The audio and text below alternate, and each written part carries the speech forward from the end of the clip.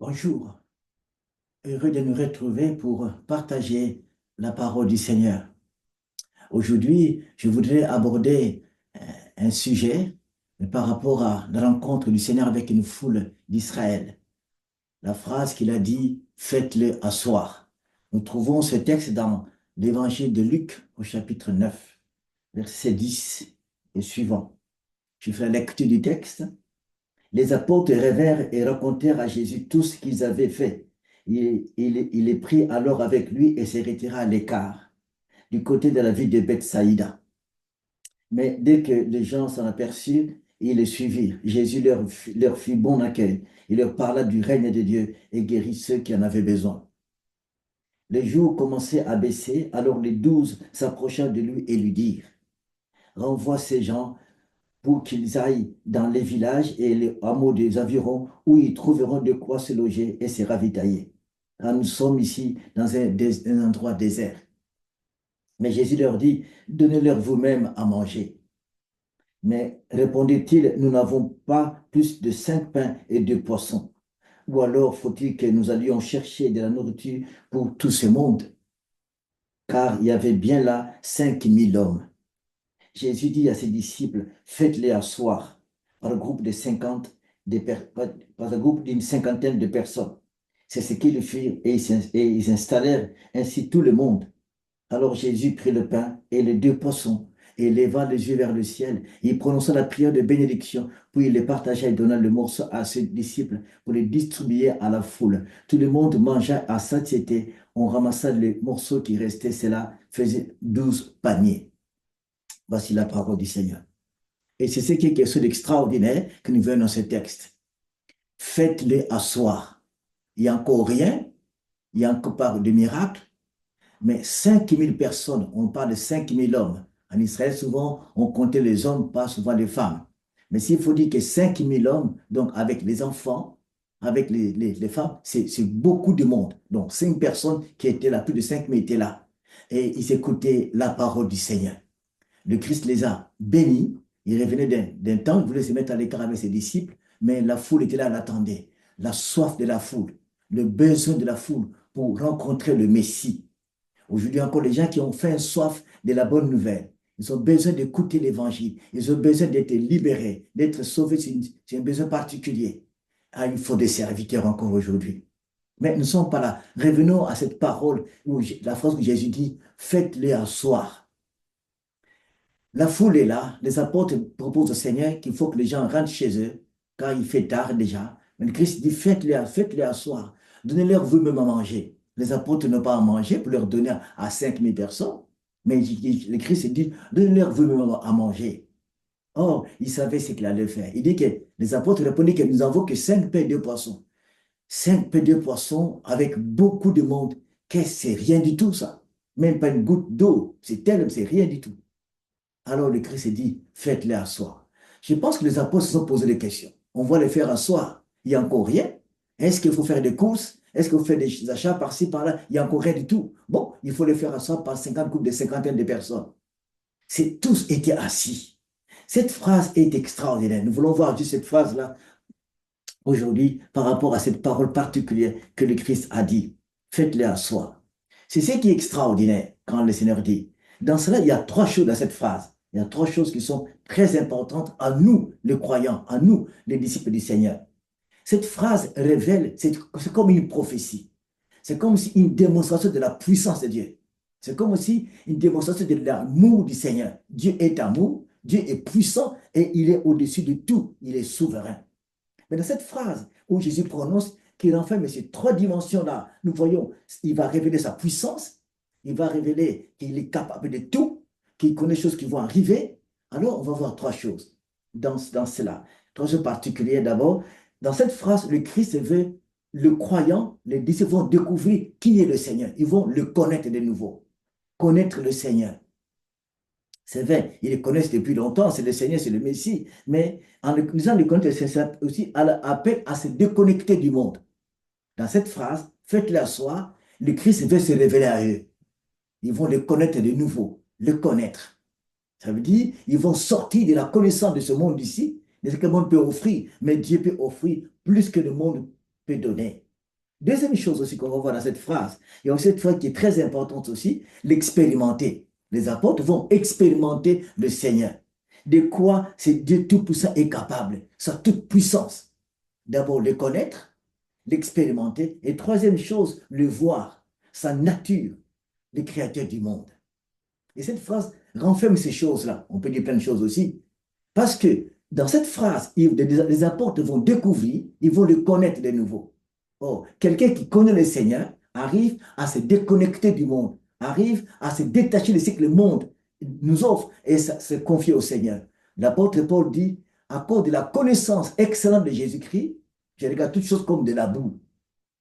Ce qui est réel en nous est de la boue, comme disait Paul. Maintenant, je me connecte à lui parce que je le connais. Cette phrase, les apôtres vont vivre une autre expérience. Ils n'ont jamais vu de miracle comme ça. La foule peut manger tous ensemble, pas dans un restaurant, pas dans une grande fête, mais dans un lieu désert où il n'y a rien du tout. Il n'y a rien du tout. Il n'y a pas de magasin. Ils vont manger et manger en abondance. Une nouvelle expérience qu'ils vont avec lui. Ça veut dire quoi? Ils vont vivre la puissance de Dieu. Ce Dieu est tout puissant. Il est capable de faire des choses extraordinaires. Et troisième, ils vont le voir le Créateur, Adonai, c'est lui par qui tout a été créé. Mais la chose qui est là, pour aller plus loin, chers amis, il y a cette question de l'être humain. Nous sommes des humains, nous sommes attachés à la réalité. La réalité nous rattrape toujours. Nous avons la réalité avec nous, ce que nous voyons, ce que nous touchons est là. Mais avec Jésus, nous devons sortir de la réalité pour voir ce qu'on ne voit pas. C'est là le grand combat. Les apportent une réalité. Il y a 5000 personnes. Ça, c'est la réalité. Il n'y a rien à manger. La réalité, 5 pains et 2 poissons. C'est la réalité. Mais le Christ leur dit, mais faites-les asseoir. C'est comme si les apôtres doivent quitter la réalité, entrer dans ce qui est irréel, dans ce qu'on ne voit pas. Et c'est le grand problème. Mais le texte ne dit pas qu'ils ont posé des questions. C'est possible qu'il y ait des humains entre les humains. Mais 5000, mais comment? Mais d'où viendra le repas? Ils vont manger comment? Bon, ils ont obéi. Le fait de faire asseoir ces gens par le groupe de cinquantaine, les apôtres ont obéi à ce que Christ avait dit. C'est comme si ils ont fait un pas de se déconnecter de la réalité qui nous attache toujours. La foi est une dimension profonde qui nous fait sortir de la réalité pour nous montrer ce qui est invisible qui peut s'arriver bientôt ou dans quelques jours ou dans quelques années. C'est ça le mystère. Faites-les asseoir. Une parole où les apôtres vont connaître le Seigneur. Ils vont le connaître. Ils vont se déconnecter de la réalité. Sortir de la réalité, entrer dans ce qui est invisible. C'est notre combat de tous les jours. Sortir de là, entrer dans des dimensions. Les apôtres sont confrontés à cela. Ils vont vivre encore des dimensions extraordinaires. C'est ce qui est magnifique. Alors, ils vont entrer dans cette partie qu'on appelle vivre avec le Christ. Sortir de la réalité et fait partie de notre nature humaine. Nous devons, la nature humaine qui est avec nous, mais nous sortons de là. Quand nous disons que nous vivons avec Jésus, nous apprenons à sortir des réalités du monde, à aller plus loin. Que ce soit dans ma vie, dans ma famille, dans mon église, dans mon ministère, il y a des réalités qui sont là avec moi. Mais si nous approchons, si nous avançons avec Jésus, nous faisons ce pas de sortir de la réalité. Vivre avec lui, c'est ça. Je sors de la réalité, ce que je vois, pour accepter ce que lui peut faire, ce que je ne vois pas. Et parfois, ce n'est pas aussi facile. C'est tout un travail, c'est toute une école. Mais Dieu nous aide par sa grâce. Un peu plus loin, on peut dire aussi, et pourquoi vivre? Pourquoi cette dimension de nous faire sortir? Dieu va nous aider. Nous ne sortons pas par nous-mêmes. On ne peut pas sortir par lui-même des choses visibles, la réalité. On ne peut pas par nous-mêmes quitter la réalité, entrer dans ce qui est invisible. Mais Dieu a mis des possibilités autour de nous pour nous aider à sortir de la réalité.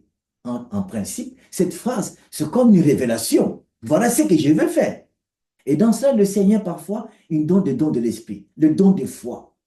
Dans le don du Saint-Esprit, dans 1 Corinthiens 12, il y a le don de foi. Parfois, quand Dieu met en nous ce don de foi, pour nous montrer que sort de la réalité, et regarde ce qui va arriver. Ce que tu vois, ce n'est pas ça, mais d'autres choses viendront, vont se réaliser. Le don de foi nous amène à entrer dans ce qui viendra, qui est parfois au-delà de ce que nous voyons.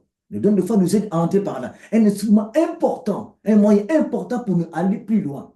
Oui, ce que le don de foi par la grâce du Seigneur amène les amis, les personnes en difficulté, et de croire que oui, ce que nous prions, le Seigneur va faire quelque chose. C'est comme si, faites-les asseoir. C'est par la foi. Oui, asseyez-vous, s'il ferait quelque chose. Imaginez-vous à la maison.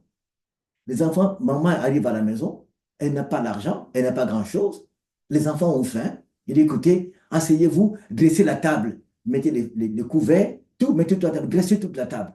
Les enfants disent, moi-même, mais tu n'as pas l'argent, mais il n'y a rien. On voit, si on dresse la table, on va manger. Il y a quoi? Il n'y a pas à manger, non? C'est ça la foi. Dresse la table et assis-toi.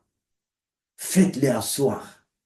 Vivre avec le Seigneur, cette grâce de don des fois nous fait entrer dans cette dimension des choses qu'on ne peut pas voir. Autre chose. Et aussi, c'est donc qu'on appelle la parole de connaissance. Dieu nous révèle que voilà ce que je vais faire. La réalité est là à côté de nous. Mais il nous montre ce que je vais faire. C'est comme si il nous aide à entrer dans ce qui viendra. Faites-le asseoir. Le don de l'Esprit, ce don de la parole de connaissance, nous révèle, nous montre des choses qui vont arriver. Voilà ce que je vais faire. Voilà ce qui va se passer. Et c'est aussi quelque chose de très important. L'Israël était en guerre contre les Philistins. Et c'était un peu tendu. Mais il s'est passé une situation. Le serviteur d'Élysée il avait peur de voir que l'armée ennemie était immense. Ils n'étaient pas beaucoup plus nombreux. Il avait peur. Élisée a prié le Seigneur. Ouvre ses yeux afin qu'il voit. Dieu a ouvert les yeux des serviteurs d'Élysée qui a vu l'armée de l'Éternel si grande qui entourait Israël. C'est comme si, voilà ce que je vais faire. Quand cet homme a vu l'armée d'Israël, l'armée qui entourait Israël, l'armée de l'Éternel, on a été rassuré. Le don de la parole de connaissance, le don de révélation, nous permet de nous asseoir. C'est comme si cet homme, maintenant, enfin, je peux m'asseoir. Parce qu'il a vu. Il a vu et il a cru. Mais Élisée savait que oui, ça se passera comme ça. Nous avons la victoire. Faites-le asseoir. Il y a aussi ce don qu'on appelle aussi le don de discernement des esprits. C'est ce don qui est très particulier. Ça nous révèle ce qui est caché dans le monde spirituel. Et je vois la réalité, la personne est souffrante, les choses ne marchent pas bien, mais Dieu me révèle, voilà ce qui bloque la personne, voilà ce qui fait mal à la personne. Je peux dire simplement à la personne, Dieu te guérit. Parce que je vois ce qui se passe. Dieu me fait entrer dans ce que je ne savais pas. Faites-les asseoir. Assis-toi. Souvent, on a du mal à s'asseoir. On est toujours debout. Nous croyons, mais on est debout. Nous confessons, mais on est debout. On ne s'assoit pas pour dire que c'est oui, j'accepte. Souvent, il nous arrive, je suis toujours debout, je ne m'assois pas. Les apôtres ont obéi, faites-les asseoir, parce que bientôt, vous allez manger. S'asseoir, c'est tu t'assois, tu as confiance que tu vas avoir quelque chose tout à l'heure là. Je peux le faire. Faites-les asseoir. C'est ça qu'on appelle vivre avec le Seigneur. C'est toute une école. C'est une grande expérience avec lui. Les apôtres passeront par là. D'abord, j'avais dit, ils vont le connaître. C'est Dieu-là, le connaître dans une autre dimension, des choses qui peuvent se passer dans ce qu'il dit. C'est le Seigneur. Nous connaissons Jésus-Christ, nous connaissons le Fils de Dieu, nous connaissons notre Père, l'Esprit de Dieu, et nous comprenons ce que Dieu nous révèle de la personne de notre Seigneur. Ça nous amènera à nous déconnecter du monde, à nous positionner par rapport au monde, à ne pas faire n'importe quoi, à comprendre que oui, cette histoire, Dieu va agir. Et puis l'expérience, expérimenter le Christ. Les apôtres vont vivre une grande expérience. Pour la première fois, les pains vont se multiplier. Ah, c'est génial. Mais ils ont entendu parler de cette histoire à l'époque d'Élie. Élie arrive à Sarepta. Il y a une veuve qui est là-bas qui va l'accueillir. Elle est pauvre, elle n'a rien. Mais le Seigneur, il sera au cœur de cette famille. Il sera là. Le Dieu qui va pourvoir sera là, en ces milieux-là. Et par la parole d'Élie poussée par le Saint-Esprit, et Élie va dire à cette femme, l'huile et la farine ne manqueront pas dans cette famille, dans ta maison. Et l'huile et la farine se multipliaient. C'est génial. On devait rester à la maison, on va faire des courses dans les magasins, et dans ta maison, la farine se multiplie, l'huile se multiplie, et tout se multiplie. C'est génial. Dieu est extraordinaire. Alors, Élie, cette femme aussi, va vivre l'expérience de ce Dieu qui est extraordinaire. La multiplication. Les apôtres, c'est sûr, ils ont entendu parler de l'histoire d'Élie à l'époque, mais maintenant ils vont vivre la réalité. Les 5 pains de poissons vont se multiplier. C'est extraordinaire. Faites-le asseoir. Et puis, cette dimension de le voir le Seigneur. C'est voir dans sa nature. C'est Dieu tout-puissant, j'ai vu. Parfois, nous croyons. Job a dit, mes yeux ont entendu, mon oreille a entendu parler de lui, mais mes yeux ont vu, l'ont vu. Oui, je peux entendre parler du Seigneur, mais je le vois dans ses œuvres. Je le vois dans sa grâce. Les apôtres ont vu encore, oui, Jésus, c'est Jésus. Ils l'ont vu dans une autre dimension, voir le Christ dans le Créateur lui-même est là, à qui tout est possible. Amen. Ciel et terre lui appartient. Tant que nous sommes sur la terre, la réalité va toujours nous poursuivre. Toujours, toujours. Toujours, toujours. Mais Jésus vient avec un autre message. Un message du royaume des cieux. Ce message-là, c'est la bonne nouvelle de croire au Dieu vivant, de croire au Dieu invisible et vrai et qui agit. Et par lui, les choses peuvent changer. Parce qu'à la croix, il a payé le prix. Il nous fait entrer dans la dimension des choses invisibles. Et ça, c'est extraordinaire. Les gens vont s'asseoir. Je pense qu'il s'est regardé, c'est cette foule. Elle regardait, mais on s'assoit, mais où est le repas? C'est possible qu'ils se posent des questions. Ce sont des humains. Mais vous nous faites asseoir, mais où est le repas? Mais asseyez-vous quand même et vous verrez. Je pense que les apôtres ont pu faire un peu la négociation. Asseyez-vous, asseyez-vous. Vous allez manger. Ils commençaient à confesser la parole des femmes. Vous allez manger. Asseyez-vous. Et ils s'assoient. Et ils attendaient. Et quand le maître, le Seigneur, prend le 5 pains de poisson, il rend grâce à Dieu, il prie son Père. C'est extraordinaire. Jésus invoque son Père. Vous voyez combien le Seigneur était soumis à son Père. Il est Dieu le Christ, Jésus. Et puis il dit, bon, il prend le Père, il dit, allez, ça change. Il dit une parole, hop, ça change. Mais il entre dans la dimension de la prière. Il remet tout au niveau de la divinité. Père, si le Seigneur Jésus, qui dépend de son Père, à mon plus forte raison, nous les faibles, nous les humains, les bois secs, comme disait le Seigneur, ne devons-nous pas dépendre du Père, dépendre du céleste, de notre Père, en toutes choses. Et quand nous dépendons de lui, notre force est réconfortée, c'est solidifie, on peut dire, asseyons-nous dans la paix. Et c'est Dieu qui fait cette grâce extraordinaire. Le Christ qui apparaît, qui bénit ses peuples, il s'appelle Adonai Jireh. Et on voit l'expérience d'Abraham. Il est devant le Seigneur. Et c'est vraiment étrange pour lui de voir ce qui est magnifique. Et c'est formidable. Nous sommes les humains. Souvent, l'incompréhension est devant nous. La réalité, parfois, est là. La foi est là, mais on est entre deux feux. Alors, comment faire? Quelle direction prendre? On est parfois dans l'incompréhension face à la confiance. Je ne comprends pas, mais il faut que j'ai confiance. Oui, je ne comprends pas, mais il faut que j'ai confiance. Et Dieu va changer les choses. C'est comme si, sortons de nos calculs, de nos réflexions humaines, sortons de cela. Sortons de nos calculs, ce que nous faisons chaque fois, de nos agendas. Nous avons tellement d'agendas programmés. Nous avons l'agenda qui veut que Dieu fasse ça et ça dans telle année. Fermons nos agendas par rapport à la prière. Ferme ton agenda par rapport à la prière, à la réponse que tu paies. Si tu regardes l'agenda que tu as, si tu regardes les calendriers, ce calendrier-là, c'est dangereux. Ferme le calendrier humain. Entre dans le calendrier divin. Fermons nos machines à calculer. Sortons de là. Sortons du calendrier et nous verrons ce que Dieu va faire. Parfois, on ne comprend pas, mais la foi est là. On est entre deux choses. Est-ce qu'il faut rester dans l'incompréhension ou basculer par rapport à la confiance à celui qui dit faites-les asseoir? Les apôtres étaient confrontés à ça. Et la réponse de Christ était là. Alors c'est Jéhovah Jireh. Adonai Jireh sera là. Adonai va apparaître. C'est le Seigneur, le même Seigneur qui a pourvu à Israël la manne pendant 40 ans, qui a multiplié la farine et l'huile dans la maison d'aveugle de Sarepta. C'est ce même Seigneur qui sera là. Le Christ est là. Il n'a pas changé. Il était en Israël, il est chez toi, il est avec toi, dans ta maison. Il s'appelle Adonai Jireh. Si tu es enfant de Dieu, si tu crois en lui, Adonai Jireh est avec toi. Et dans ta maison, et dans ta famille, il est capable de faire des choses extraordinaires. Là, tu ne s'attends jamais. Mais assis-toi, faites-lui confiance, simplement. Et du coup, dans cette question de Adonai Jireh, il y a aussi trois choses qui se passent. Il y a le temps, il y a les lieux, et comment il va faire. Oui, c'est Dieu qui pourvoit. Mais quand est-ce qu'il va pourvoir? Comment il va faire? Et dans quel lieu? Les apôtres vont découvrir un lieu particulier, dans le désert, là où il n'y a rien du tout, là où il n'y a aucun secours. C'est dans ce lieu-là, où il n'y a aucun secours, que Dieu va se manifester. Adonai Jireh.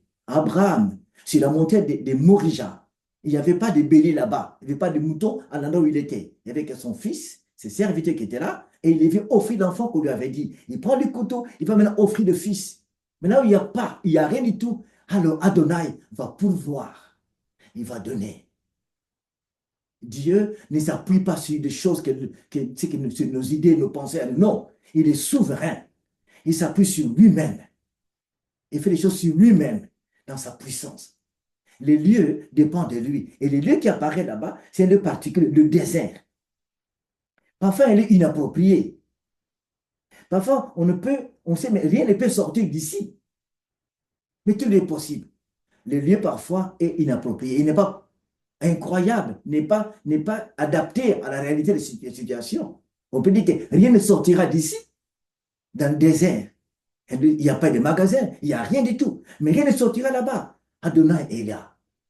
Il agit dans le lieu, parfois incroyable. Le lieu est sous son contrôle. Le lieu est sous sa direction. Le lieu est sous son pouvoir. Un lieu désert, lui se manifeste.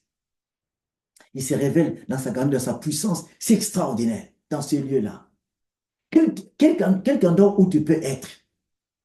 Là où il n'y a rien, il n'y a aucun espoir. Rien ne peut sortir de là. Sache que Adonai est capable de dire, assis-toi et tu verras. Il en est capable. Assis-toi. Les temps sont devenus tellement compliqués dans ce monde. La foi chrétienne est menacée tellement. Mais est-ce qu'on peut s'asseoir un peu? Lui faire confiance. Est-ce qu'on peut s'asseoir et regarder ce qu'il va faire? Deuxième chose, le temps aussi. Mais l'occasion d'une nouvelle leçon pour les apôtres.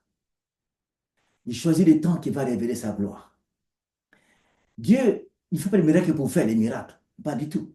Mais en faisant ce miracle-là, en donnant à manger à ces gens-là, c'est une leçon pour les apôtres et la foule qui était là. Le temps est choisi, le temps précis, c'est là qui va faire monter sa grandeur.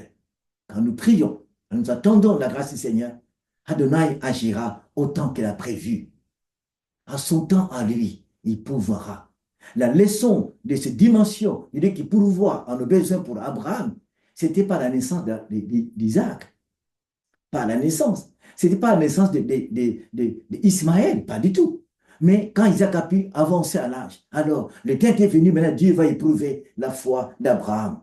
Le temps de la révélation du mystère de Dieu dépend de lui-même. À quel moment il va te mener à cette leçon de découvrir qui s'appelle Adonai Jireh? Je ne sais pas. Mais ta vie avec lui, ta connexion avec lui, dans tes besoins, dans tes difficultés, le temps viendra. Il va se manifester. Il n'est pas un Dieu mort au cimetière, mais il est ressuscité, ressuscité. Jésus est réellement vivant. Il a dit, si vous croyez en moi, si nous croyons en lui, si vous avez de confiance, demandons. Il va nous donner. Si vous demeurez en moi et que mes paroles demeurent en vous, demandez ce que vous voulez, cela vous sera accordé. Adonai, j'irai. Et c'est ce qu'il va faire. Il fait des choses extraordinaires et qui va parfois nous étonner. Comment il va faire? Comment il fait Adonai? Nous ne savons pas. On n'aura pas la réponse de comment il va agir. Les apôtres disaient, bon, faites des calculs, bon, maintenant on est assis, qu'est-ce qu'il va faire? Est-ce que les anges vont descendre du ciel? Est-ce que les gens vont venir les gens vont sauter de nulle part, apporter les repas, avec les chars, avec des chevaux? Il n'y a rien du tout. Mais qu'est-ce qui va se passer? Nous ne connaîtrons jamais le comment de l'action de Adonai Jireh. On ne connaîtra pas. Pendant qu'il posait les questions aux apôtres, comment il va faire? Il prie. Et le Père commence à se multiplier. Le moyen qu'il va utiliser nous dépasse. Nous sommes que des humains. Voilà Adonai Jireh. Le comment, c'est la prière et la multiplication du pain. Les apôtres vont découvrir, ah oui, il est vivant. Il est au-dessus de tout. Il est capable de tout. Réjouissons-nous d'avoir un Dieu comme ça.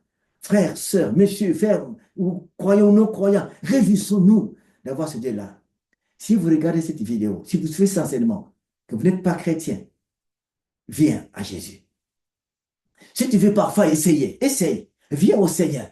Et tu découvriras que ce Dieu-là, il est vraiment le Dieu qui pourvoit. Adonai, Jireh. Si tu es enfant de Dieu et que tu passes par des temps compliqués, où tu n'es pas encore assis, tu es toujours debout, tu poses des questions, essaye, assis-toi, Faites-lui confiance. Le temps, le lieu, le comment, il a la réponse. Il va se manifester. Et tu publieras la louange au Seigneur. Et si dès qu'il agit aussi, là, on voit sur le texte, ça, il a fait en abondance. Non seulement qu'il pourvoit, mais il ouvre jusqu'à l'abondance. Ils ont mangé à leur faim. Imaginez-vous, 5000 personnes. C'est combien de portions qu'ils ont mangé? Combien de pain qu'ils ont mangé? Les hommes mangent beaucoup, hein? Prenez les hommes qui mangent, les enfants qui mangent, les parents, les mamans qui mangent, mais ils ont bien, ils étaient tellement rassasiés. 12 paniers sont restés. Glorifions notre Père. Adonai. Adonai Jireh. Adonai agiré. C'est Dieu qui pourvoit en abondance même dans nos vies, dans notre ministère, dans notre église, dans votre famille. Il y a des besoins, il y a des attentes. Est-ce qu'on peut lui faire confiance? Est-ce qu'on peut s'asseoir un peu, de compter sur Adonai Jireh? Dieu ne ment pas. Il ne ment pas. Il honore toujours la foi. Heureux ceux qui ont confiance en lui et qui marchent avec lui. Ils verront sa gloire. Alors, que Dieu, par le Christ, par le Saint-Esprit et par sa grâce infinie, renouvelle notre foi et nous aide à accrocher à lui, à regarder vers lui. Alors on peut s'asseoir avec confiance et regardons ce qu'il va faire. Que le Seigneur nous renouvelle et nous aide dans notre vie. Alors, si cette vidéo vous a plu vraiment, vous a plu, vous a fait du bien, vous a encouragé, pourquoi ne pas la partager aux autres?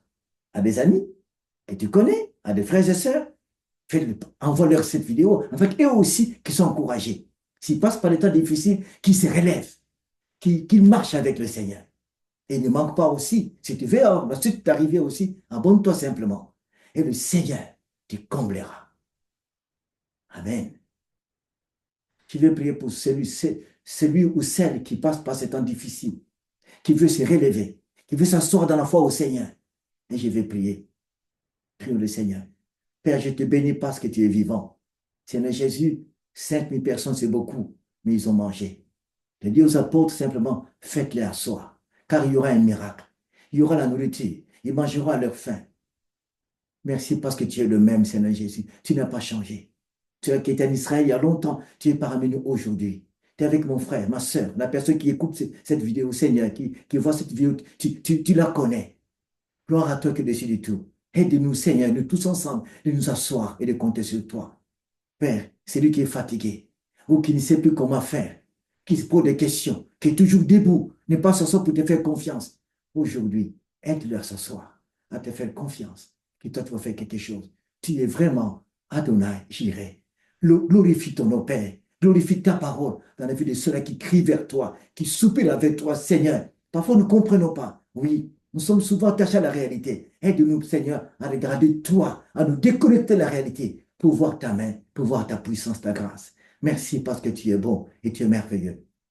Merci que ta parole nous renouvelle, nous fortifie aujourd'hui et pour toujours. Louange et honneur à toi, Père Céleste. Que la paix demeure parmi ton peuple. Que la foi de tes enfants se fortifie encore et qu'ils tiennent ferme. Que des signes, des miracles, des guérisons, des merveilles accompagnent ton peuple par Jéhovah Jireh, le Christ qui agit, Adonai qui fait de grandes choses. Oui, Adonai, glorifie ton nom, glorifie ta parole.